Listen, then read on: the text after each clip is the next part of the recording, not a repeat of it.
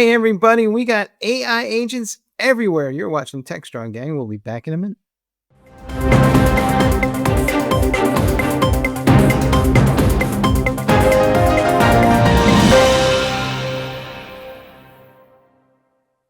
Welcome to the latest edition of the Techstrong Gang. We once again have a global network of contributors on this show today, starting with me in the west of Ireland, as I am for the last week or so, and might be for the next few episodes. We'll see how far that goes. Hopefully they will let me back in the country, but who knows these days.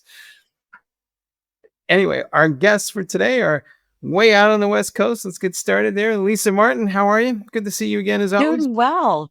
Good to see you too, Mike. I know we're cutting up against pub time for you. Yeah, there you go, man. We have our priorities. Come on. John Schwartz is not in his normal Northern California perch. He is down into Southern California. Do you need a passport to go from Northern to Southern California? It's a very different mindset. Well, having lived in Northern California, that it's basically California's two states. Lisa maybe can attest to this too. Oh, yeah. So Southern California and Northern California are totally different in terms of culture, people, everything, the way we look, the way we talk. So yes, I am in another land right now, but I do have my real ID, which helped expedite things. I can see an executive order in the future trying to sort that one out and see how it goes. Andi, man, good to see you. I believe you are in the great state of Colorado still, or are you traveling? I am absolutely in the great state of Colorado, the mighty Colorado. It's great to be here. Thank you, Mike. It's always great. Look, I would just like to get a decent taco in San Francisco. Can we do that? I don't know. Maybe it's beyond our Burritos San in the Diego. Mission. Yeah, the Mission. Go to the Mission, or just San Diego. Yeah, go to the Mission, or heavens to, if you really can manage it, go to the East Bay. There's lots of good tacos. Always top tips here on the gang. There you go. And finally, Sulgana, how you doing? Good to see you. How is Ohio? What's the weather? Absolutely, Marky. Today it's so cloudy. It's been raining for the last couple of days, but we're inside, not complaining. Since I left the States to be in London and here in Ireland, I am now on my 14th straight day of sunshine. It is unbelievable here. So Wow. That does not happen, Mike. It does not happen. It is almost like a perfect Irish summer here in April. So there you have it. All right.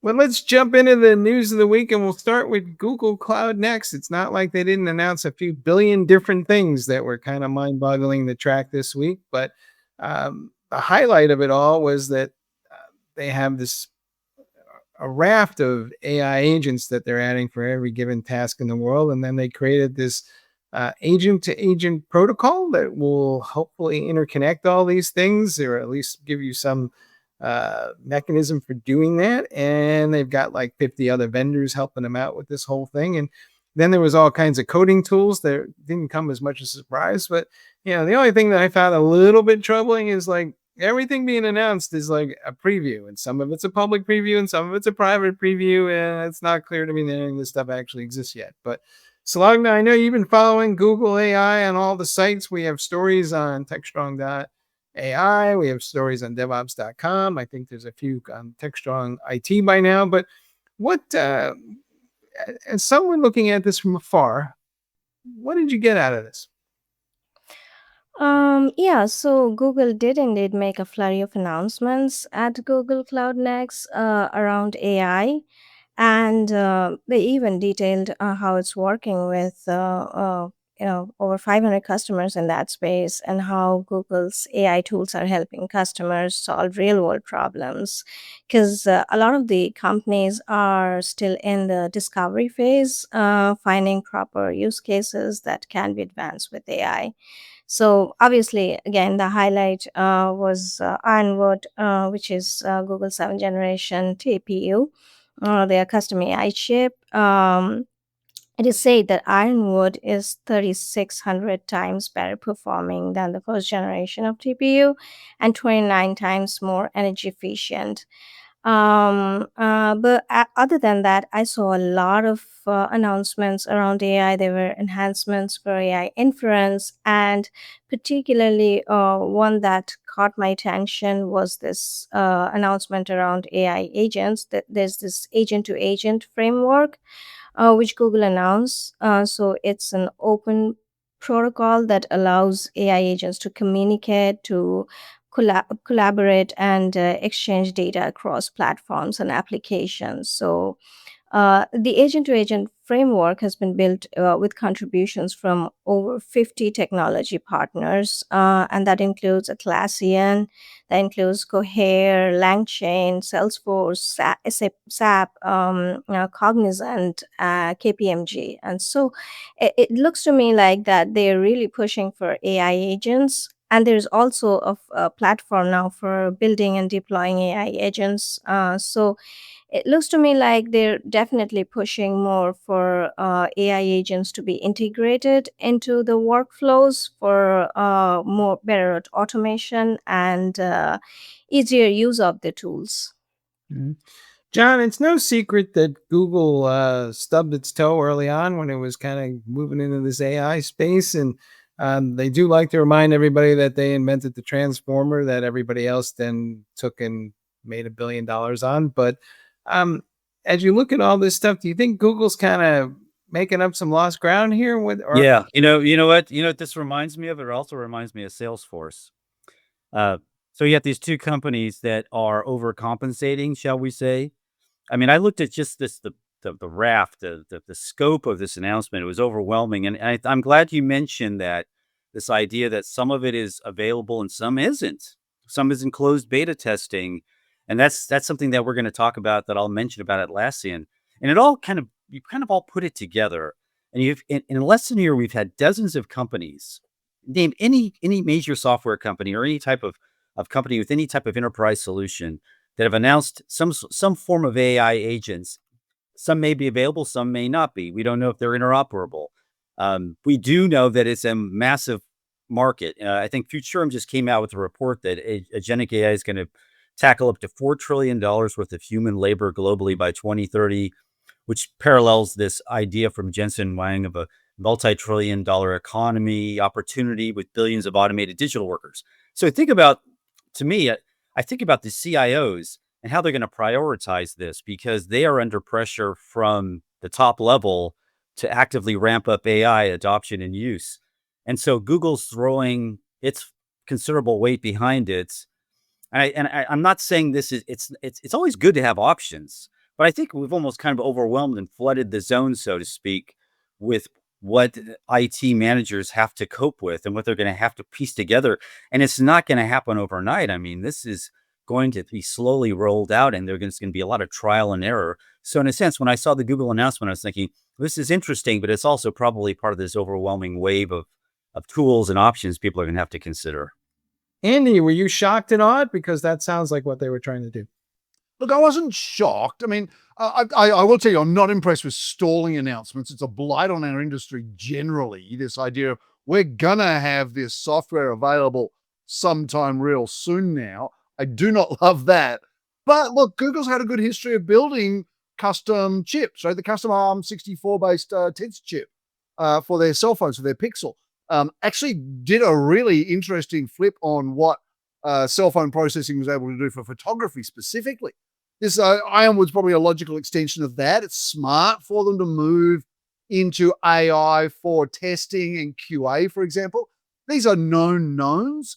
So using AI to replace human workers around the complex and high speed and high volume work of testing QA, I really love that. I think it's great for CTOs that there's going to be potentially better cloud options that might even save us a couple of bucks on GPUs because it's so expensive to do AI. And as Simon says, it's still in the sort of development and experimental phase, I think, for most CIOs.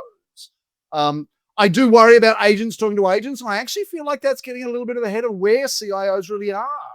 There's trust but verify desire within the CIOs I talk to right now, but I don't think they're ready to let agents go and talk to agents and just get work done independently like their human teams can do.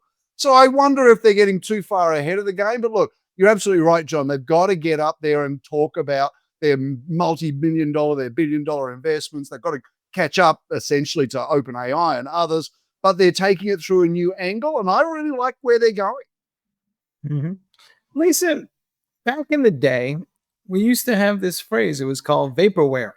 And people would kind of announce things and then we would label it as that. And it seems to have fallen by the wayside. But sometimes I also feel now that Google makes an announcement, OpenAI makes an announcement, and they're all talking about something that will happen in the future. And I almost feel like I need a quantum computer now to sort out who's actually doing something in the present and the future. But is this going to cycle out of control? Or because as I look at everybody making announcements, I have to wonder if a lot of this is for consumption on Wall Street rather than customers.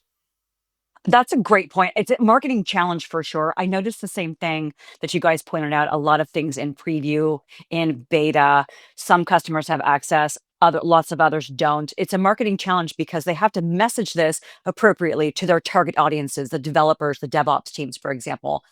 But there's what I also got out of what the announcements were was co-opetition and competition. I mean, the intensifying competition with Microsoft, AWS, and even NVIDIA on the TPU side. It's a pivotal time. On the co-opetition side, they talked about partnership with NVIDIA to run Gemini on NVIDIA, Blackwell Systems, Dell as a hardware partner. So they've done a decent job there in terms of messaging the partnerships. Sulgana, you talked about how many partners were involved, for example. But it's going to be, I think it's just going to, it's this constant race we see on the AI side to one up each other on that competition side. And marketing has to stay right on top of that, but also ensure that the messages are delivered in an appropriate way to the target audiences and they understand when they're going to get access to things in preview. That's, I think, a really key challenge that marketing has right now. Kind of like this tightrope act also in a certain sense, because one of the partners of Google is Atlassian, right? And when I was talking to Atlassian, one of the key products they were talking about was Rovo Search and its ability to basically look through an enterprise and do search.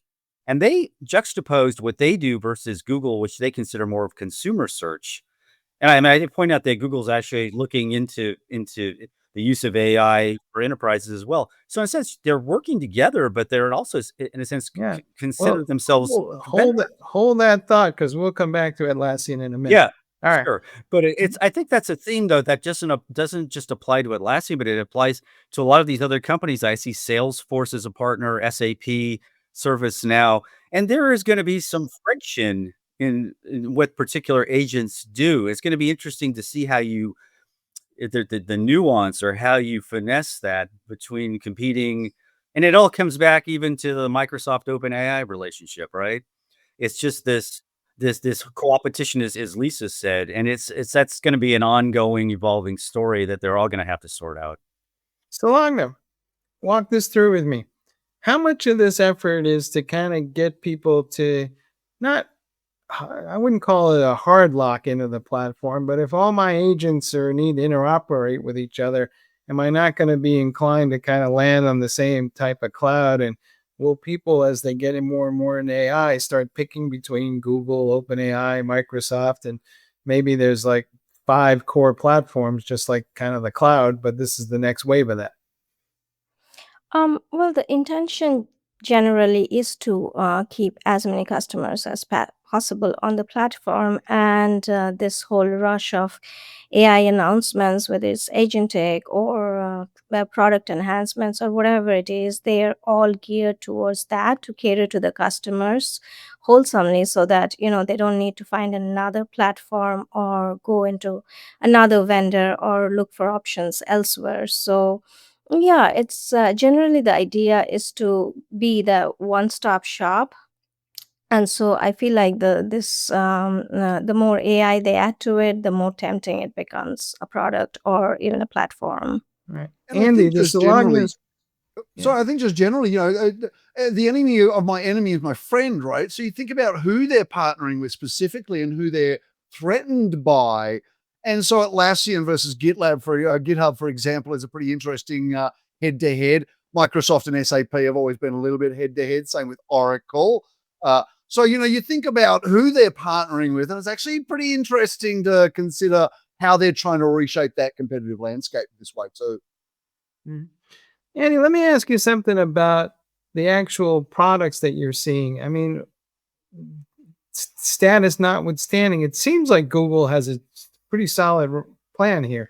I mean, all these things seem to be where we're headed, and I couldn't fault them on anything in particular that they were rolling out. It's just a question of timing, right? Yeah, look, I agree with that. I'd love to see it all just fully released. That's always been something I've done as a product leader. But if I really like what they're doing because they're going straight for, in a lot of ways, my people, right, ops people. They're going after faster speed, performance, integrations. They're definitely going after the developer and DevOps audience, and that makes sense. I will tell you that they're also looking to get those integrations regardless of platform. I mean, Sulgana, I agree they're trying to get people to use the platform and lock into Ironwood as their chipset for their new developments, and partnership is going to be a huge part of that. But I also think, this is based on my experience running cloud services for large enterprise, the idea that you don't necessarily want to use all one cloud. You don't want that lock-in. And so the idea of making the agent-to-agent conversation a lot easier means that even if I'm on Azure or AWS, and let's face it, most people are on AWS, and Google wants to catch up to that, and they can have capabilities out of Google that are unique, first and only, the key competitive areas you want to go to, while they're still using core services from AWS. So maybe Amazon becomes the sort of Kubernetes and storage cluster, where GCP becomes my new AI cluster. This is a really interesting opportunity for the hybrid cloud. So yeah, I like where they're going, like I said, with the IT ops stuff, test and dev for ops to have maybe a night's sleep because code's not going down. I really like where they're going. I think CTO should be pretty happy about this, as long as they can get access to the software. Right. It was interesting to me that they were using a networking terminology for the agent, so it was kind of a protocol. And my read on it is that it'll work fine within a particular cloud, but I suspect there's going to be slightly different implementations on different clouds for the same capabilities. So we're going to need gateways between the different agent-to-agent protocols, and it will kind of play out in that way. And of course, a specification is one thing, and the way somebody implements it can be radically different. So I think there's an opportunity for, I don't know, Sulgana, you cover this space, but are agents becoming networking endpoints essentially? Yeah, in a way, you can say that. Because well, we have all seen in the past few months that agentic AI is really becoming the big deal, and companies are really trying to infuse it into literally everything because it makes the job a lot easier for a lot of across the team, really, whether it's networking or development or whatever that may be. So yes, absolutely, I'd say that there would come a point in time when AI agents would be able to substitute for a lot of the things for the road jobs that we have been doing, and that's taking away a lot of the bandwidth from people, whether it's developers or networking people or security people. So we'll see a push towards that more and more. The other thing that struck me, and Lisa, I'd love your opinion on this, is if you look at what they were describing, they were like trying to unify everything ops, right? So basically, they were saying that this platform will eventually lead to the unification of DevOps, FinOps, IT ops, and anything involved with ops. Um, I'm not sure that that's going to play out as they had hoped, because those are cultural issues as much as they are technical. But is that a reasonable goal, or is that something that's a little too pie in the sky? I think it's a reasonable goal from the collaboration standpoint alone. You bring up a great point, though, that I think it's probably the cultural aspect of it is probably more difficult than the technical aspect of it, because cultures are really hard to change. But I think ultimately what they're getting at, and we'll talk about this in the next block as well, is that collaboration that teams need to have. They need to have that visibility. They need to stop working in silos and really understand what the others are doing, how they work together. Because at the end of the day, it's all about the customer. and customers want choice. I think when Andi was talking about, the hybrid multi-cloud, for example, I'm like, yeah, customers, they want choice. And they also need these teams to be collaborating at a deep level. And that requires transformation, cultural transformation, which I think is harder, as I said, but it has to go in parallel with the technological transformation that has to happen to make this work. All right. Andi, last word on this. What do you say? Is this achievable, or at the end of the day, we're all going to just keep slicing up functions? Because, well, to Lisa's point, I kind of like my way of thinking. Yeah, look, I think it's possible, but I don't think it's likely, just simply because of what you say, Mike, the humanity of it, the differences from data center to data center, team to team, function to function. I think it's a really good point that Sulgana and Lisa are talking about, the idea that you've got to have these communication and collaboration. I've done the studies myself. More communication, more collaboration across boundary lines delivers better results. So obviously, I guess, AI talking to AI can produce better results. But yeah, I would love to see AI helping people to communicate better across teams, helping to collaborate better across teams. But I do think the uniqueness of these individual teams in dev, QA, ops, security, I'm back to T-shaped people. I want T-shaped AI, I guess. All right.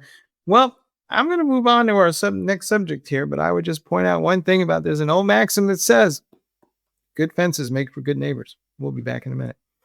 Discover Techstrong Group, the epicenter of tech innovation. We're your go-to for reaching IT leaders and practitioners worldwide. Our secret? Impactful content that sparks awareness, engagement, and top-quality leads. With us, you'll access editorial websites, streaming videos, virtual events, custom content, analyst research, and more. Join our satisfied clients. Let's revolutionize your tech journey. Contact us today and tell your story to the world in the most powerful way with Techstrong Group. Hey folks, we're back and we're going to be talking about Atlassian, which also had a conference this week that our good friend John Schwartz has been at all week. And at least my take on it was that they have, like everybody else, a raft of AI agents, but it wasn't nearly as ambitious as Google. It was more kind of designed to be helpful to people for specific roles. What's your take, John? Yeah, I'm glad you said that. It was more practical. I mean, what they're trying to do, I think, is smart. With this morass of AI agents, some of which are available, many aren't. They're thinking from the standpoint of the enterprises, which are searching for ways to organize and act on data across their operations, many of which, as Lisa said, are siloed.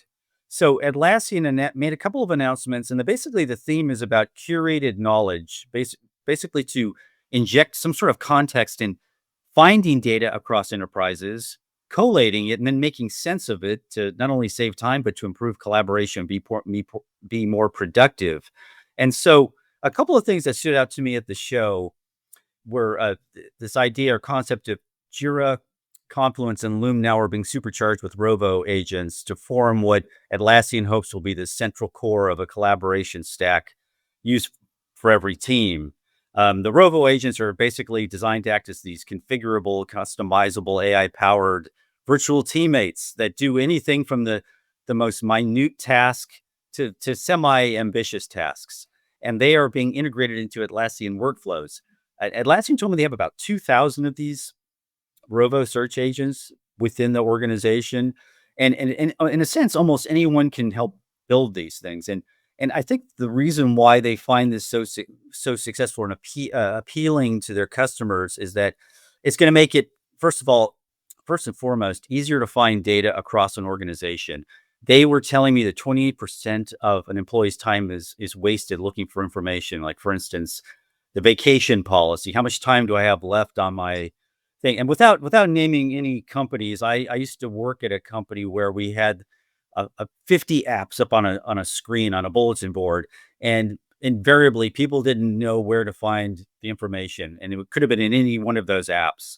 So that's one takeaway. The other thing was this idea and reinvention, so to speak, of Trello. So now there's going to be an AI to-do list that you can use with Trello. In a sense, that's interesting to me because Atlassian, when they bought Trello 7 years ago, there was a question of how does Trello going to coexist with Jira? So in a sense now they're making even more compelling case for individual use of Trello, and this new Trello AI to-do list has been downloaded 500,000 times in 48 hours. So it does have a wide appeal. So that's kind of where I'm coming from, where I saw it at Atlassian. It was a very practical. It wasn't overly ambitious. It was kind of what they do. It's kind of stay in their lane. They do compete with Okta and some other folks, and what they're trying to do basically is make it so much easier so we don't spend the same amount of time saying, I think I put something in Slack, or was it email, or was it a Word doc, or was it in some other shared document? They're just trying to make things simple, and that's life really for them. I kind of like that approach because it almost feels like it enables the end user to embrace this from the bottom up, as opposed to maybe a set of top down kind of mandates that some CTO is going to put in place. And you got any thoughts? Bottom up, top down? What's the better way to go? Yeah, look, I really like this. Agentic AI clearly is the new hotness, especially in the CRM and ITSM space. Look at the competitive pressure again on Atlassian, right? Think about ServiceNow's investment in Yokohama. Talking about, press releases talk about $1 billion. Reminds me of the $1 billion entry fee to cloud many years ago. And then there was the acquisition ServiceNow of Logic.ai, right, for CPQ. This is also an interesting dig at some of the doc and search vendors, right? So I'm thinking not just Google, but also maybe Elastic. But I like it because the arc of innovation tends to be from general purpose to specific purpose. And this is Atlassian sort of speed running that arc, where everyone else is going after generic, general purpose agentic AI. And Google's announcements very much lean into that. Atlassian is going for use case specific stuff that's going to help its people, its personas with their use cases. Right. So I really like that it makes it functional and useful. I will say that the past experience of Atlassian products, you talked about Trello there, John. The integration has not been stellar. And now they're talking about putting a shim or a layer on top of this that's AI based to do essentially some cross product integration for them. Now that's an interesting idea, and I'd love to see how that plays out. I'd love to see them spending a little bit more time on actually functionally integrating UI especially. But the fact that they're going after these use case specific capabilities with their agentic AI across their platform, I really like that. CTOs should be pretty happy. Like Sulgana says, saving time every single day on what people are doing. This, Mike, you mentioned that the bottom up approach. That's interesting that you say that, because one of the reasons I'm here is we're doing a bunch of video interviews with folks from Atlassian as well as some of their customers. And when I talked to the Atlassian executives, I asked them about how this is being used and what the reception is among their employees, because they mentioned the necessity not only to train them, but to get them comfortable with using AI agents and not considering them a threat. And they said because these are simple, everyday tasks that eliminate distractions for them, the employees are very happy with what they're being given, and the customers are giving them the same feedback. So in a sense, it goes the opposite way, right? You're right, the bottom up approach versus this narrative that we keep coming across, where we're hearing about the CEOs dictating and mandating we must adopt AI as fast as possible across all operations, which is intimidating. And John, I will just say, this is following the path of automation as well. I used to sell automation software, and one of the big selling points was, look, have you got enough time in the day to do everything your boss wants you to do? Do you have not enough project work to do? Would you like a little help on the boring, routine, mundane stuff that is easily accomplished so you can spare time for creativity, innovation, human nature? And it's following the same arc. And you're exactly right, John. This gets the people using it to be comfortable with it, because honestly, it's actually helping them. Mm-hmm. Exactly. That's a takeaway. Lisa, does Atlassian have an issue in my mind that goes something like this? And maybe it's just me, but I kind of feel like people know Trello and Jira and the products better than the company. So, I mean, I thought the message actually was well delivered this time. If we compare it to Google Cloud Next, so much to overwhelming, but Atlassian's done a good job here of really being very upbeat about the potential for the product, and they're calling them out specifically. We've got Jira, we've got Loom, we've got Confluence, for example, and people know and are familiar with those. But what they're aiming to do for their personas, and I'm glad that you had the chance, John, to talk to some of their customers, because that's always so valuable, is they want to make workplaces better. And they want to bring in the Rovo AI agents in particular that could lead to a point where meetings are much more efficient or don't need to happen, or I can find things. Like, for example, when a team starts a meeting with Loom, the AI agent is invited. And then seconds after people hang up, it's distilling all the information into a summary, action items. So the teams are well informed of what was communicated, who needs to do what. I think they could do a better job of kind of up leveling the message to an Atlassian story perspective and show how they're integrating these technologies that they're buying so that the work is really seamless. And they talk about, we want meetings to be much better. So I think that message could be up leveled. But I think overall, what I got the sense from this announcement or this event that I read about was they were really upbeat about the potential to make workplaces a lot better. And who doesn't want that? Mm-hmm. Can I mention wonder, something though. that can I mention, Mike, something that Sure. is kind of funny about? So I asked them why. I said to them, literally every AI announcement from a company now is in Las Vegas. It's almost become a cliche. They actually were doing their events in Las Vegas until this year and decided to do it in Anaheim. Maybe perhaps they saw the timing and they saw they were going to go up against Google, but they're trying to break themselves a little bit out of the box. And another thing when Lisa mentions about the marketing of the company, it's funny because when they introduce you to their executives, they introduce you to them by their title, but they don't mention the name of the company, which is kind of almost like a culture thing. I rarely run across that.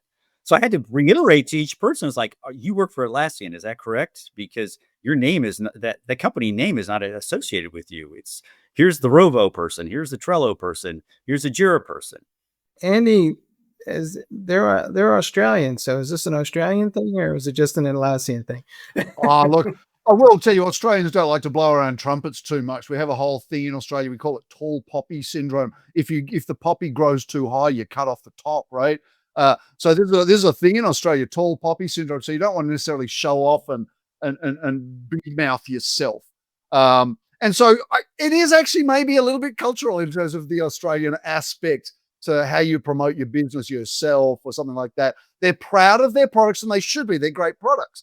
Atlassian itself as the larger entity is maybe not as important to them individually and to their customers. This comes back to the ideas that I was talking about integration as well. And Lisa, I love that you bring this up. But getting them all to work together and being part of one platform, what are Trello versus Jira versus Confluence, but these are also separate objects in their minds, clearly. And so maybe we're seeing a little bit of Conway's law here as well, right? The external view of products is reflecting the internal organizational structure. But yeah, I think maybe it is a bit of an Australian thing that they don't want to sort of stick their head above the parapet and maybe get it shot off. And I love the fact that they're making a Rovo available to customers across all plans like standard, medium, enterprise, cloud, whatever. So this is definitely that bottom-up approach. So yeah, I think that this will definitely help integrate agentic AI and in this case Rovo search or chat or studio wherever all into the workflow, which is amazing, instead of just slapping it on as an add-on, which often comes as an instruction from the top level. I do think, though, it's becoming apparent that there will be a handful of agents that I engage with that will then hand off tasks to other agents, which, Lisa, will create something of a branding challenge for vendors who are on the back end of that process. So, is the front end going to be owned by a small number of agents that are kind of Uber agents and everything else is kind of sitting on the back somewhere? That's a conundrum, I think, that is an unknown right now in terms of how that's gonna be handled, who's gonna have naming rights, brand power, that sort of thing. At the end of the day, what they need to be delivering is a solution. So to your point about culture and about, the Trello person, the Jira person, the Confluence person, they need to be delivering a solution message to their customers to explain all of the things that they're enabling them to do.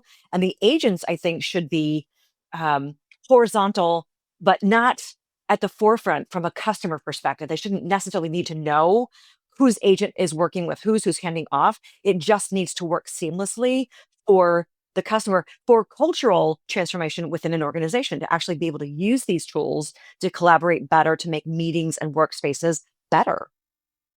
All right. Well, folks, we'll see how this all plays out, but you can imagine that almost every week that goes by, somebody's going to be launching a new AI agent, and it's probably going to, at some point, be a little overwhelming. We'll be back in a minute. SecurityBoulevard.com is the leading resource for news, analysis, and education on challenges facing the cybersecurity industry. SecurityBoulevard.com covers all aspects of cybersecurity, including data security, DevSecOps, cloud security, application security, network security, security threats, and more. SecurityBoulevard.com has the largest selection of security content, featuring breaking news, blog posts, podcasts, and more. Visit www.securityboulevard.com to learn more. SecurityBoulevard.com, home of Security Bloggers Network. Hey, folks, we're back for the C Block, and we're going to change gears a little bit, but it's a topic we've been tracking, and now the City of Baltimore is suing DraftKings and one other gambling site. And the issue is that the city, at least, alleges that they have tuned their algorithm in a way that encourages people with addictions to gamble more. And we've talked about this in the context of social media platforms that also have gamed their algorithms to keep you addicted. But arguably, there's no harm in the fact that you just wasted half your day scrolling through various Facebook posts, but gambling might be a different issue here. So, Lisa, is there a nuance here where that we need to kind of think through, these algorithms that we have created that are deliberately addictive? Yeah. So Baltimore, as you mentioned, is suing DraftKings, and FanDuel is the other one for allegedly preying on customers. So a lawsuit was filed just about a week ago by the city of Baltimore, alleging that these companies, these sports books, are really singling out customers with gambling problems, luring them deeper into debt with deception. So the challenge customers have is because every time we sign a legal waiver, right, there's so nobody reads through it. So customers are signing this when they're setting up online accounts, and individuals can't go after sports books. They can't even join class action lawsuits, but municipalities can, which is how Baltimore is able to do this. Um, it's a it, the algorithmic tuning though is that's a I don't even know what the right word is. It's wrong in my opinion because they're trying to get folks in the door with the promise of bonus bets or other promotions designed to get these people who are repeat gamblers who probably have addiction issues to do it. And they're doing things like, here's a $150 bonus bet if you're a new customer, but you got to use it within 7 days. So they're really working hard to get these folks in and committed. And so it's unfortunate that what they're doing through these algorithms is they're trying to maximize customer lifetime value at the expense of someone's humanity. So and they're also getting a ton of user data as well out of this. So they're benefiting, and these individuals are having problems. I think that's a cultural societal issue. Yeah, to your point, I think that all of us know somebody or some family that's been wrecked by some sort of gambling addiction or something that went with that. I don't think we talk about it enough in society, but it's definitely out there. John, what's your take on this? I mean, I could think of maybe a half a dozen addictions that could be gamed with algorithms, and this is not a good thing. Oh, yeah. Yeah, gambling, alcohol, drugs, what have you, right? Pornography. It's funny. This seemed to be working, what DraftKings and FanDuel were doing. According to the lawsuit, they said that residents of Maryland had waged more than $5 billion in fiscal 2024. through the first half of this fiscal year was at $3.7 billion. So it was ratcheting up. But in terms of this gambling issue, it was inevitable. I mean, anyone who watches the sporting events, this is where the major sports leagues are going. They are advertising whole hog and embracing gambling. They do have a disclaimer. If you look at the very bottom of the screen and freeze your television screen and then read it, if you have the patience or the eyesight to do so, that warns you of all the problems. And there's kind of a voiceover. Oh, if you have a gambling problem, here's a phone number to call. It's you get hit with a fire hose of temptation, and then you have a little eyedropper telling you, well, you have an option if this is too tempting for you. And I think gambling is the lowest hanging fruit, and it will probably extend from this into other areas. And I'm afraid that not just gambling, but social media, we're going to start seeing probably some monetization. And I don't mean to be cryptic or sinister, but we're going to see some sort of monetization into vices. I mean, it does work. Yeah. And where does it stop? Is this the the opening of floodgates for these algorithms to be able to be tuned to get people to do things, to monetize, John, to your point? But where does it stop? Because they technologically they can do it. Right. Now, it's interesting, though. Andi, you grew up in Australia. I'm here in Ireland and I was in England. There's a sports book on every street corner, and you can bet on anything at any time. Yeah, if you want to see where America's going, have a look at where Australia is, where UK is, right? We cleared out our all the places where bands would play gigs in hotels, in pubs and stuff. Now it's all poker machines, and there's advertising on television constantly. Mobile ads targeting problem gamblers. They're even targeting children in Australia. They've had to introduce legislation so that the gambling sites are not deliberately pumping ads at children, because if you just use AI and machine learning, you'll understand that children are incredibly swayable, and your algorithm will continue to churn on kids gambling. So if you want to know where America's going, look at where Australia is right now. I think this is going to be an interesting test, to your point, Lisa, around EULAs, how enforceable they are. Do people really have the ability to assent or not? I think it also sort of challenges, John, the idea of fiduciary responsibility. Is it DraftKings' fiduciary responsibility to make the most money it can, regardless of the impact that it has on society? Maybe it is. I'm not particularly a fan of that aspect of fiduciary responsibility, but that's what people think.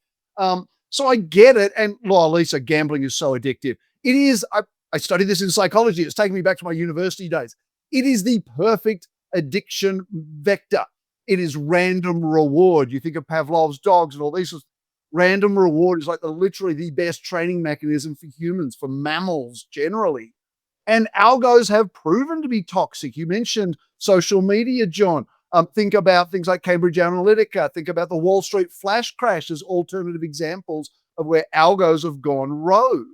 I actually think it's a really fair role of government to test where we want to put our limits as a society. Look, there is legislation, and I know I've read the article that says that there are some introduction of minimum federal standards. Look, I'd like it if they were being introduced by people who understood that the internet is not just a series of tubes. I'd love for our legislators to actually get ahead of technology for once. But maybe this is where we need to be. It's funny, like you look at all these organizations or bodies, like the major sports leagues were always dead set against gambling. Oh, it's going to impinge on the integrity of the league. Or you even add up until the mid 90s, you had all this big movement by the Senate to block online gambling, offshore online gambling. And now it's just being embraced because of the money that can be made in the instant gratification. It's just this whole kind of culture flipped, from this is evil to bring it on. Pete Rose. Look what happened to Pete Rose. Yeah. And I tell you, gambling addiction is not just for the people gambling. The government revenue streams, that's very addictive in Australia. That's one of the problems. It's super hard to get rid of gambling because the governments are addicted to the taxation revenue. It is true. I have a friend of mine who used to live on offshore for 6 months of the year off of Costa Rica. So he was helping to drive a gambling operation, which he sorely misses these days, to be honest. Thinking about this for a minute, Lisa, though, at what point will somebody file a lawsuit that says MLB, NBA, NHL are all complicit in this? Then this whole thing will just kind of expand. That's a great point about them being complicit because they are. I mentioned Pete Rose a minute ago, and that was a huge debacle, and he was prevented from ever getting into the Hall of Fame, and he finally admitted it years later. But the it's also goes to Andy's point, like the governments are addicted to the taxation and the revenue that they're getting. So are the leagues. I think they absolutely are. I think it'll be interesting to see the impact of the lawsuit filed by the city of Baltimore, because obviously that's a municipality against two major sports books. But I think all of the sports are complicit in it. Every time I go to Vegas, I forget which one. I think it might be. I forget which one Jamie Foxx plugs, and you see it everywhere. Constant. MGM, was it bets? That's think. right, MGM. Yes, and so I think that the leagues are so powerful that addiction to the revenue that they're getting is I don't see them being helpful in preventing this manipulation. I see them being just what you said, complicit and fine with it. I don't think we have a situation where we're going to ban gambling. In fact, it'll just go underground anyway. But I think there's a fine line between allowing gambling and then using algorithms to take advantage of people's psychological conditions to basically fleece them. Right. Absolutely. That needs to be controlled because it's mass manipulation right now. And it's out of control because it's everywhere. All right, folks. Yeah. Go ahead, John. Oh no, I'm going to be very sensitive about this, but we have a family friend whose son was heavily into gambling. He ended up going to prison on 2 different occasions. And part of it, and I talked to him. I actually asked him about this. But part of it, he said, was the temptation if it was easier than ever and quicker than ever to do so. I mean, he didn't blame any particular social media company or any type of algorithm at this point, but he said, you know what, if they make it easier for me, I'm going to do it. There you go. Well, folks, I think the most important thing is pay attention to those algorithms. They are mathematical use cases of manipulation at their core, and they are being applied to you everywhere, not just in gambling. So think twice when you try to figure out who exactly is trying to manipulate you and why. Hey, I want to thank everybody for sharing their insights today. As always, you guys were awesome. And I want to thank you all for watching the latest episode of Techstrong TV. And we invite you to stay tuned for a great lineup right behind us. We'll see you next time.